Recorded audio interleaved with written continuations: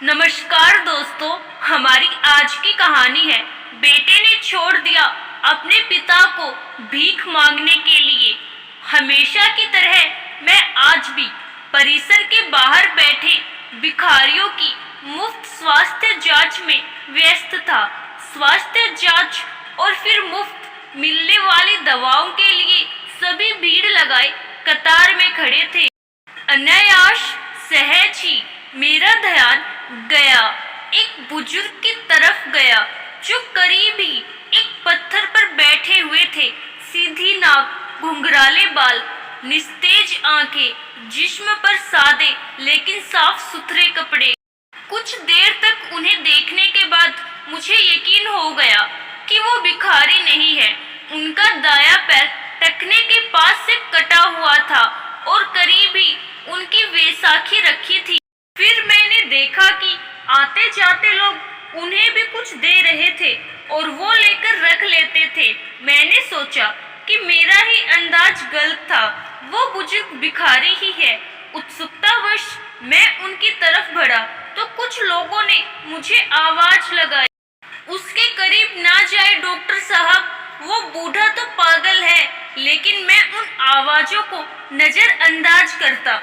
मैं उनके पास गया, सोचा कि जैसे दूसरों के सामने वे अपना हाथ फैला रहे थे वैसे ही मेरे सामने हाथ करेंगे। लेकिन मेरा अंदाज फिर चूक गया। उन्होंने मेरे सामने हाथ नहीं फैलाया। मैं उनसे बोला, बाबा आपको भी कोई शारीरिक परेशानी है क्या?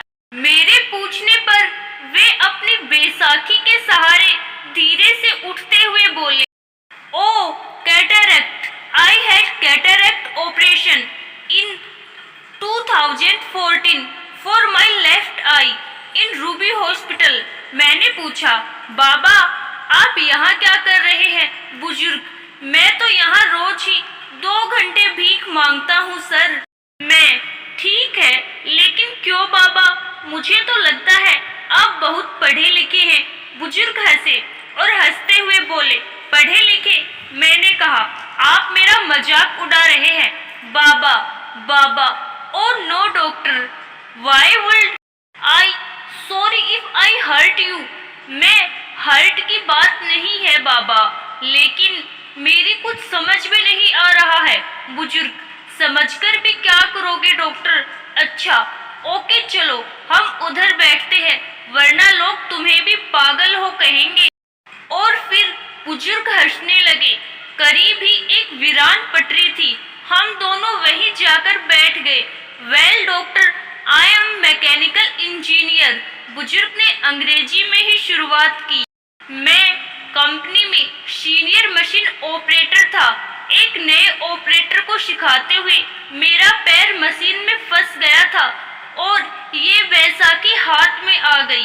कंपनी ने इलाज का सारा खर्चा किया और बाद में कुछ रकम और सौंपी और घर पर बैठा दिया, क्योंकि लंगड़े बैल को कौन काम पर रखता है सर।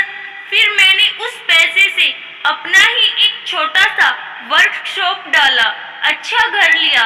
बेटा भी मैकेनिकल इंजीनियर है। वर्कशॉप को आगे बढ़ाकर उसने एक छोटी कंपनी और डाली। मैं चकराया, बोला, बाबा तो फिर आप यहाँ इस हालत में कैसे? बुजुर्ग, मैं किस्मत का शिकार हूँ। बेटे ने अपना बिजनेस बढ़ाने के लिए कंपनी और घर दोनों बेच दिए।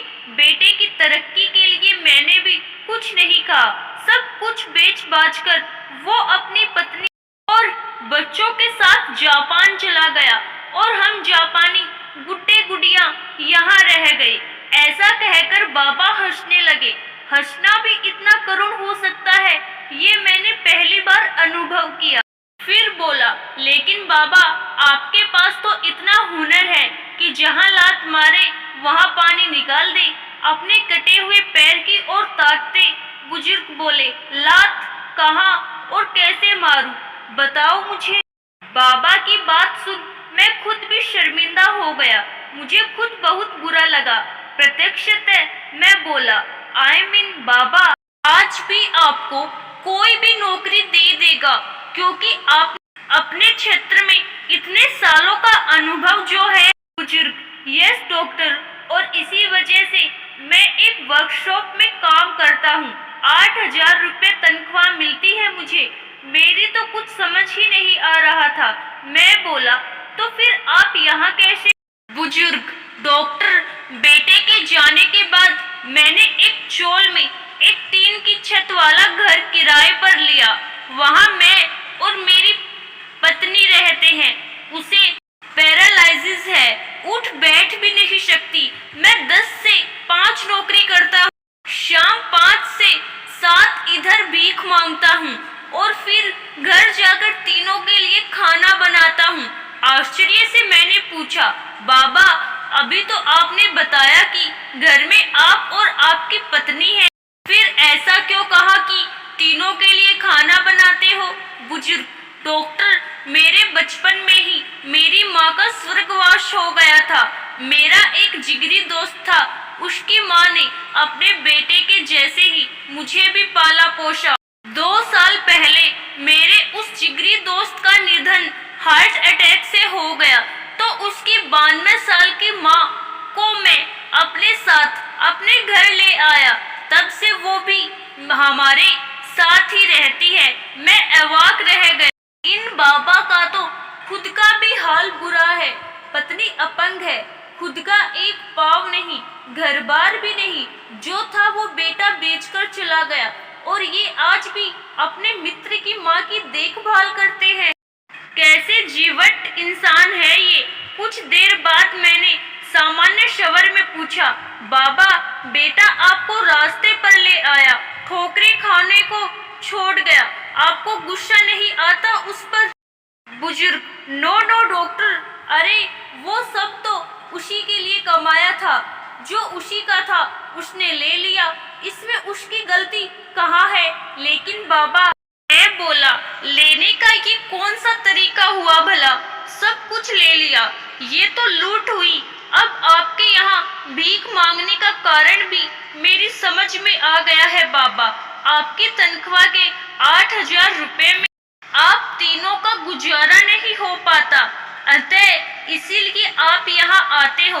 बुजुर्ग: no, you are wrong doctor. 8,000 रुपये में मैं सब कुछ मैनेज कर लेता हूँ, लेकिन मेरे मित्र की जो माँ है, उन्हें डायबिटीज और ब्लड प्रेशर दोनों है। दोनों बीमारियों की दवाई चल रही है उनकी। बस 8,000 रुपये में उनकी दवाइयाँ मैनेज नहीं हो पाती। मैं 2 घंटे यहाँ बैठता हूँ, लेकिन भीख के पैसों के अलावा कुछ भी स्वीकार नहीं करता। मेडिकल स्टोर वाला उनकी महीने भर की दवाई मुझे उधार दे देता है, और यहाँ 2 घंटों में जो भी पैसे मुझे मिलते हैं वो मैं रोज मेडिकल स्टोर वाले को दे देता हूँ। मैंने पलक उन्हें देखा और सोचा, इन बाबा का खुद का बेटा इन्हें छोड़कर चला गया है और ये खुद किसी और की माँ की देखभाल कर रहे हैं। मैंने बहुत कोशिश की, लेकिन खुद की आंखें भर आने से रोक नहीं पाया। भरे गले से मैंने फिर कहा, बाबा, किसी दूसरे की माँ के लिए आप यहाँ रोज भीख मांगने आते हो? बुजुर्ग: दूसरे की? अरे, मेरे बचपन में उन्होंने बहुत कुछ किया मेरे लिए, अब मेरी बारी है। मैंने उन दोनों से कह दिया है कि 5 से 7 मुझे एक काम और मिला है। मैं मुस्कुराया और बोला, और अगर उन्हें पता लग गया कि 5 से 7 आप यहाँ भीख मांगते हो तो? बुजुर्ग: अरे कैसे पता लगेगा, दोनों तो बिस्तर पर हैं। मेरी हेल्प के बिना वे करवट तक नहीं बदल पाती, यहाँ कहाँ पता करने आएंगी? बाबा की बात पर मुझे भी हंसी आई, लेकिन मैं उसे छिपा गया और बोला, बाबा, अगर मैं आपकी माँ जी को अपनी तरफ से नियमित दवाई दूं तो ठीक रहेगा ना? फिर आपको भीख भी नहीं मांगनी पड़ेगी। बुजुर्ग: नो डॉक्टर, आप भिखारियों के लिए काम करते हैं, माँ जी के लिए आप दवाई देंगे तो माँ जी भी तो भिखारी कहलाएंगी। मैं अभी समर्थ हूँ डॉक्टर, उनका बेटा हूँ मैं। मुझे कोई भिखारी कहे तो चलेगा, लेकिन उन्हें भिखारी कहलवाना मुझे मंजूर नहीं। ओके डॉक्टर, अब मैं चलता हूँ। घर पहुँचकर अभी खाना भी बनाना है मुझे। मैंने निवेदन स्वरूप बाबा का हाथ अपने हाथ में लिया और बोला, बाबा, भिखारियों का डॉक्टर समझकर नहीं, बल्कि अपना बेटा समझ मेरी दादी के लिए दवाई स्वीकार कर लीजिए। अपना हाथ छुड़वाकर बाबा बोले, डॉक्टर, अब इस रिश्ते में मुझे मत बांधो प्लीज। एक गया है हमें छोड़कर, आज मुझे स्वप्न दिखाकर कल तुम भी मुझे छोड़कर गए तो अब सहन करने की मेरी ताकत नहीं रही। ऐसा कहकर बाबा ने अपनी बैसाखी संभाली और जाने लगे और जाते हुए अपना एक हाथ मेरे सिर पर रखा और भर भराई ममतामयी आवाज में बोले, अपना ध्यान रखना मेरे बच्चे। शब्दों से तो उन्होंने मेरे द्वारा पेश किए गए रिश्ते को ठुकरा दिया था, लेकिन मेरे सिर पर रखे उनके हाथ के गर्म स्पर्श ने मुझे बताया कि मन से उन्होंने इस रिश्ते को स्वीकारा था। उस पागल कहे जाने वाले मनुष्य की पीठ फेरते ही मेरे हाथ अपने आप प्रणाम की मुद्रा में उनके लिए जुड़ गए। आशा करती हूँ दोस्तों, आपको हमारी आज की कहानी जरूर पसंद आई होगी। धन्यवाद।